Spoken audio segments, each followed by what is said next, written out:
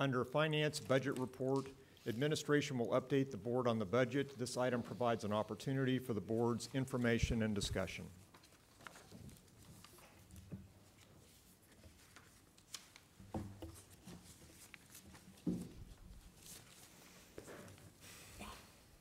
My paper on the floor. Thank you. Yes, welcome. We're Good glad to have evening. you. I had to Yes. retrieve a paper I dropped down on the floor. All good. Good evening, President Logan, Superintendent Thompson, Vice President Rohde, members of the board. I'm pleased tonight to bring you what is hopefully kind of our last general budget development report for fiscal year 20. And part of the reason why it appears to be our final general report is because we do have a decision in Gannon. So that's kind of our big news for the evening. And certainly I'm sure you're aware of the Gannon 7 decision. But to kind of cover what that means for Wichita Public Schools, the Kansas Supreme Court found that the state had substantially complied with the court's mandate in Gannon 6 to account for inflation. Now, within that decision, they didn't really address the amount of inflation or the mathematical computation. They simply said that the state had substantially complied.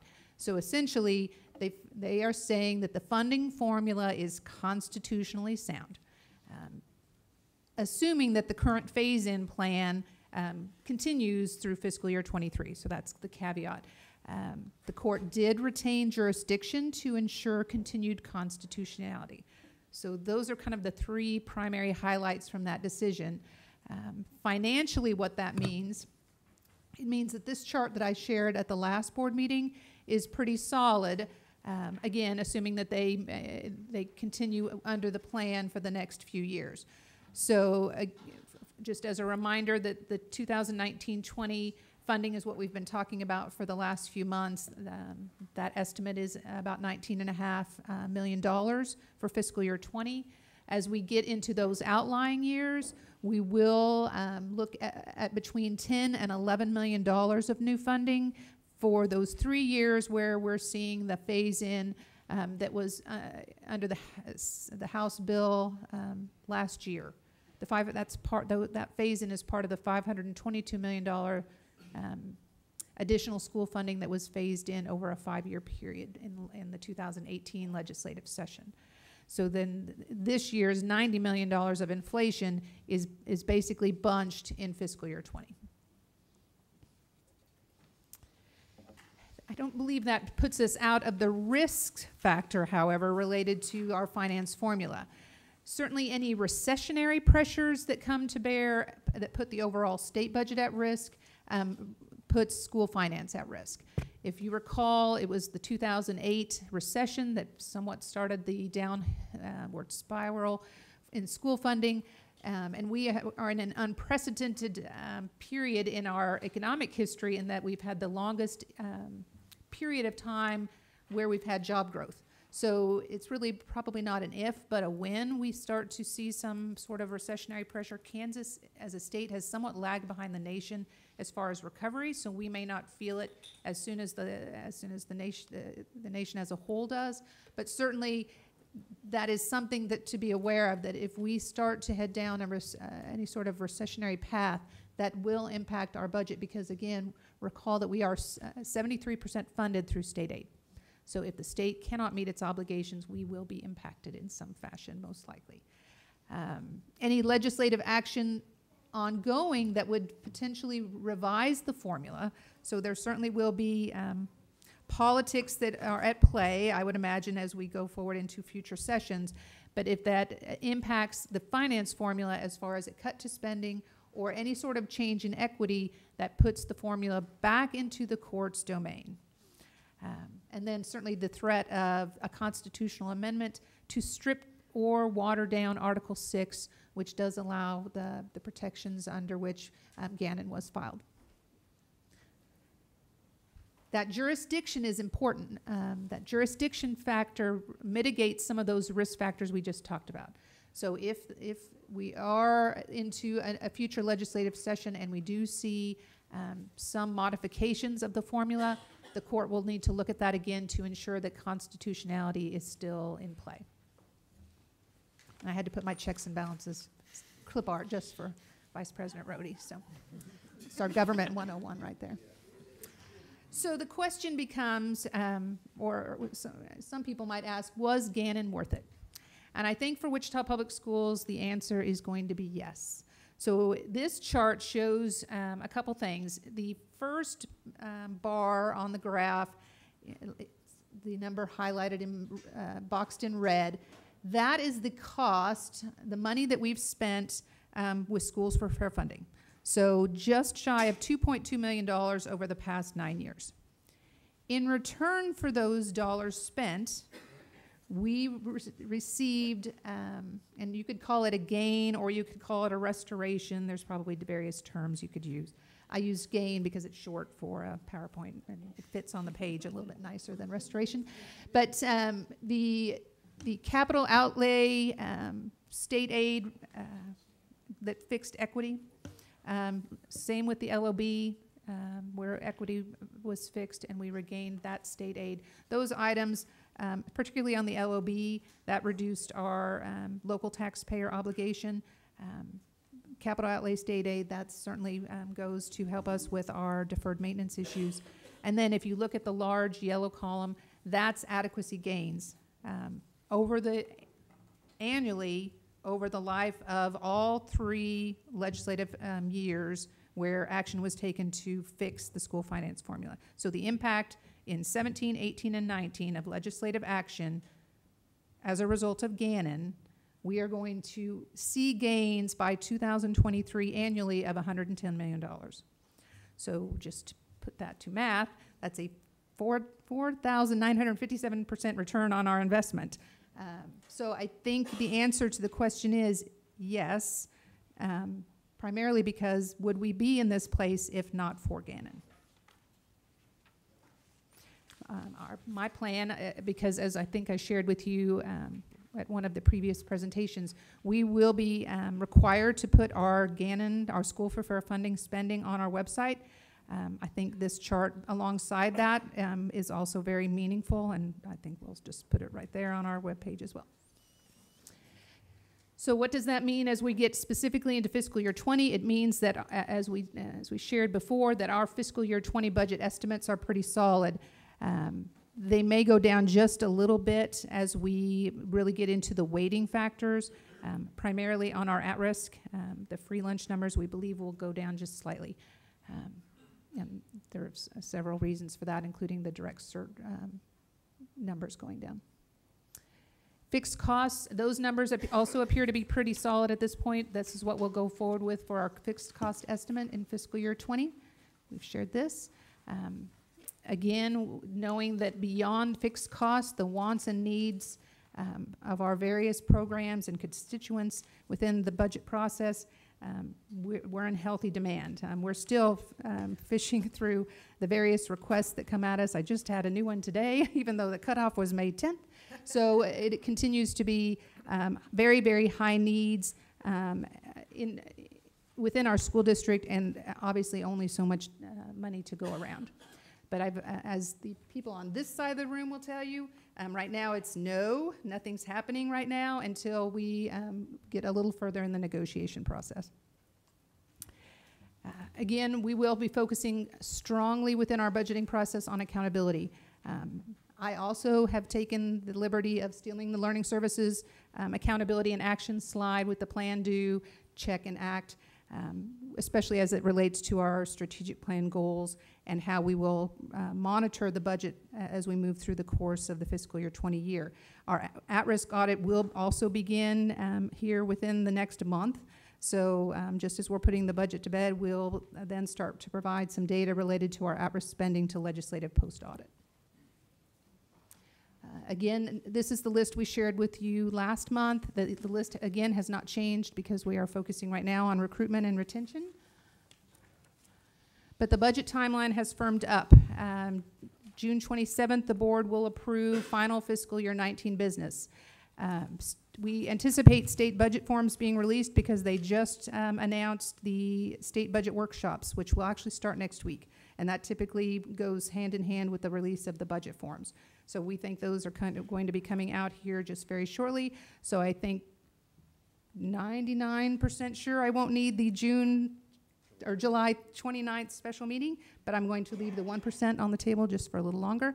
But right now we are planning to have a first draft of the fiscal year 20 budget at the July 22nd meeting, and then August 12th to schedule the public hearing, with August 26th the final adoption. So to recap for tonight, the Kansas Supreme Court ruled in the 7th Gannon decision that the state's inflation remedy complied with its mandate in Gannon 6. The court will retain jurisdiction to ensure compliance with its previous decisions, which will mitigate some, but not all, the risks to school finance in the upcoming years. Despite criticism of school litigation, the gains for Wichita students under Gannon has far exceeded the costs of that representation. Related to our fiscal year 20 budgeting process, fixed cost estimates are for the most part finalized, and all budget increase requests are under a final review. And finally, that the budget will be built around the strategic plan, certainly keeping accountability at the forefront of our process and focusing those expenditures, as we have, in direct support of students. And that's what I have for you tonight. Questions? Thank you. Yes, we do have some. Stan? I just wanted to first tell the public that if they really want to try to understand the budget, I encourage you to go back to our YouTube channel. And I think we have this presentation that you've made for each one. So if you start with the first one and go through this one, you should be able to be up to date. I just want to make sure I have my basic math right on this. We're basically, because of the Gannon decision, we basically have $19 million of new monies this year, correct? Correct. The Supreme Court accepted that we're going to have between 9 to 10 million new dollars the next 2 years. Is that correct? We'll have for 21, 22, and 23, so 3 years. So 3 years and 9 million each of those years? Again, depending on how enrollment falls. And assuming Right. no political moves are Right, made. exactly. Okay, and then our fixed costs are at increasing by, so next year our fixed costs will increase by about 5 million? Well, next year is going to be an interesting year because of the transportation contract, basically we're at the end of a 10-year cycle. We believe that we are 25% minimum under the market for transportation services. We've enjoyed a fairly lengthy ride on a very, very favorable transportation contract. So as we are looking forward to fiscal year 21, we've got a fairly significant transportation number coming at us. That will hit fixed cost a little bit harder than our fixed costs normally run. So for next year, fixed costs generally 2 to 3 million, but then there's the transportation number that we're still trying to finalize and the reason I ask that is because so that tells me we're going to have to, this year's budget, we're going to have to be careful and keep in mind the next 2 to 3 years budget and what it's probably going to mean. I think what you're going to see certainly this year, we want to make sure that what we do is sustainable. We want to make sure that as we move forward through the process, we are looking at our spend and asking ourselves, are we getting a return on that spend? And if we're not, then we need to make some choices along the path to perhaps not do something in order to do something else. Not necessarily cutting, but making smart choices as far as what's effective and what is not. Right. And last question, do you see that the legislature is putting more and more strings on those so-called new dollars? I think certainly the comments coming out related to the Gannon decision, you can see that there's a lot of focus on, we want to see what you're doing with the money. We want there to be outcomes. We want to make sure that what we're investing is being spent not on administration and not on things that aren't in the classroom and all those things. So I think you do see a lot of public comment from our legislators that feel very strongly that perhaps too much has been focused on education, that they are going to continue to tie more and more outcome type requirements to us, which again, for the most part, we understand that we're accountable, and we welcome any And sort we of want the scrutiny. outcomes Yes, we as want the well. outcomes too. But, so like on the new dollars, let me see if I can just clarify that last question then. So on the new dollars, are we being told only a certain amount for teacher salary and only this amount for new technology, only this amount for Not in specifics. Okay, I so think it the hasn't got to the right. specific point yet. Right, no, they're not, we're not to you can only spend X% on salaries and X% on technology. Nothing of that level of specificity. However, there is a lot of talk going on that you shouldn't spend all your money on salaries and you shouldn't spend all your Yeah. money on certain items. We're getting a lot of indirect messages Yes, that a lot way. of indirect messages. And I think we'll even see more of that as they get into our unencumbered cash audit, where they look at certain items within our cash reserves. And again, without having full knowledge of why we have those cash reserves, it's easy to point and say that, you know, you're sitting on money. Well, again, we self-insure a health plan. We have to have reserves to pay for health claims for our employees. So there's always more to the story. We've said it many times. Unbudgeted does not mean unplanned. So as long as we can explain our outcomes and understand that years 2, 3, and 4 are not going to be as much as this year, that's where we sit right now. Yes, I think that's a pretty good summary. Ben? Yes. So I'm not a state legislator. I'm a school board member. But when this came out, I was thinking, we're all elected officials. We all took an oath to the Kansas Constitution. And it's just now that some of us are realizing, oh, maybe it's a thing we should follow. And also what was running through my brain is, you know, maybe constitutionally minimal education funding, the bare minimum, isn't enough. So again, I'm not a state legislator. I'm a school board member, but you know, but I actually had a question too. How many full-time enrollment did we add, or will we need to add for the additional reporting requirements in the last school funding bill? I'm not sure I'm following. Could we tell me that again? The last school funding bill had like building level reports that we have to produce. Am I remembering this correct? Okay, so Yeah. Okay. So we are looking. We've cut loose on one in assessments and research, and we are considering a second. Not necessarily only for accountability reporting, but certainly just outcome data in general. The sheer amount of student-related data that has to get processed and looked at, and is this a program effective? Is this program not?